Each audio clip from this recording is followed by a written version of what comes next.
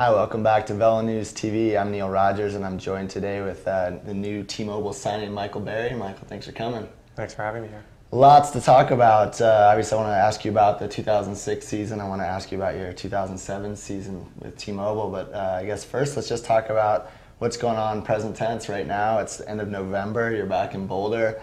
It's snowing outside. What do you do on days like this? Well, I was at the gym today and try and ride the trainer indoors or maybe go skiing and just keep active. It's easy to stay active here. It's not like up in Canada where I grew up, because here at least, there are a lot of other options for sports, where when I was in Toronto I was just stuck indoors all the time and didn't really have the same options. Yeah, I mean, everybody, I guess people always wonder, when do you take time off and when do you start it back up again? It sounds like the time off is over. When did you take some time off the bike? My last race was a Tour of Lombardy, and I didn't really train too much after the Vuelta, and so I had 2 easy weeks after the Vuelta before the Tour of Lombardy, and then, or I guess 3 easy weeks, and then I took a month completely off the bike, pretty much. When was that? After Tour of Lombardy until a couple weeks ago. Okay, so you just I did a race in Curacao with George, and it was more of a fun race, so it's a good time, vacation. So a lot of people are probably familiar with your name with the book that you wrote last year, or 2 years ago, it came out last year, Inside the Postal Bus. I guess in the last year or so you had time to put together another book? Yeah, Dee and I worked on a book with a doctor who's a friend in Boulder, Dr. Shannon Sovendal. And he has an exercise physiology background, and we have a wealth of knowledge from racing for so long and being involved in cycling. And we both worked with tons of different coaches. So we wanted to just work on a book where, for the intermediate to beginner to intermediate cyclist can kind of learn about cycling and all the training programs in the book. There are 60 programs, and they're all between 1 and 3 hours. So it's something the average, guy who has a 9-to-5 job can do.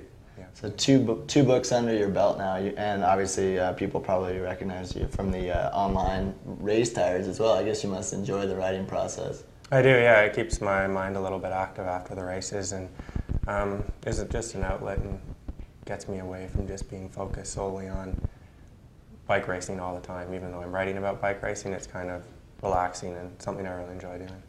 Well, speaking of racing, let's talk a little bit about the 2006 season. I know big disappointment at the Tour of Flanders with that crash. If you could just sort of maybe walk us through that and the recovery process. Mm-hmm. I was extremely motivated for the Classics this year. I had ridden them last year with George, and then he asked that I come back and race with him again this year, and he was probably on the best fitness of his life, and I had really good fitness as well. We had been training together, and actually one day we were training in Girona, and it was Christian Vandevelde, George and I, and we were climbing a mountain, and on the way down, a car was coming the other way. It's a very narrow road, and George went off the side of the mountain, and he was okay, but it was like a shocking kind of moment. And a week later, I think Christian broke his collarbone. A couple weeks later, Christian broke his collarbone, and then I crashed at Flanders, and George crashed at Roubaix. And after that, Christian sent a message to the two of us, and said, I don't think we're going to climb up that hill again. I think we went through, on the way down the mountain when George crashed that time, there was some kind of bad luck that happened. And a switch. Yeah. So it was a pretty rough spring for a lot of the guys in Girona, actually. And when I crashed in Flanders, I didn't actually know if I was going to race again. I was in hospital and woke up in the CAT scan machine because I was unconscious for about just under an hour, and it was just a horrific, shocking experience. And the team managers in that, when they saw the crash, they thought I was actually dead, which was not too comforting to hear. And so, after, it took me a while to come back from the crash, and I just kind of makes you reanalyze everything in life, I think, when you go through something like that. But my goal was to try and make the Tour de France, and the first race I did was the Dauphiné, and I had great fitness there, and I came very close to making the Tour team.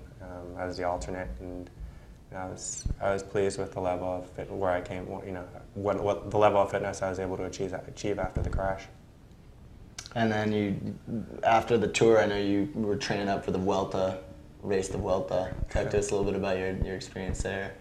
The Vuelta this year, we had an incredibly strong team. There were five guys, I think, 4 or 5 guys we had in the four guys in the top 12, and then a fifth who was leading the race for a little bit, Yanni Brakovic. And so we definitely had the strongest team in the race. I think we lacked leadership there, and like one strong leader, kind of like we had Lance before, or Roberto, or whoever, Paolo Salvadelli, someone that could actually lead the team and say, get all the other guys riding around him. So we ended up, the team won a couple stages, and we won the team classification. We had several riders placed very well in the overall, but we were missing out. We didn't win the race, and maybe there was there are young guys on the team, and maybe they didn't know their fitness as well. But I think with some good leadership, or maybe in the future they can go a lot further. And when you were racing the Vuelta, did you already know that you were going to be racing with T-Mobile next year? I mean, that's sort of one of the big topics here after 5 years with the U.S. Postal and Discovery program. You're jumping over to T-Mobile next year. When did you sign that contract, and does that shape anything for the rest of the season once you know you're changing teams? Yeah, I mean, I had spoken with Johan quite a lot, obviously, before the Vuelta, and we had both decided that the deadline was the Saturday that the Vuelta started, and I had to make a decision what I was going to do by then. And I didn't want to race the Vuelta either with this kind of hanging over my head, and it's like contract negotiations are stressful, and so I wanted to get it done. And yeah, I actually decided to race with T-Mobile right before the Vuelta started. So and it was a lot of pressure off me for the race, and I was just able to focus on the race, and that was it. So. Maybe you could shed a little light on what led to the decision. Is it just something new, something fresh? Was it the change in team management at T-Mobile? Is it because you haven't been chosen for the Tour de France team at Discovery? I mean, can you talk about what led that decision? There were a lot of the factors you just mentioned. Dee, my wife, had raced for Bob Stapleton at T-Mobile for a couple of years, and she had great experiences with him there. And so when I had the opportunity to race with them, I found like it was obviously very interesting right away, because I knew of his management skills, and I also knew a little bit about the direction the team was going in. It's a big year. Next year will be a big year of transition for them. It's basically they're almost starting from from the foundation again and rebuilding the team.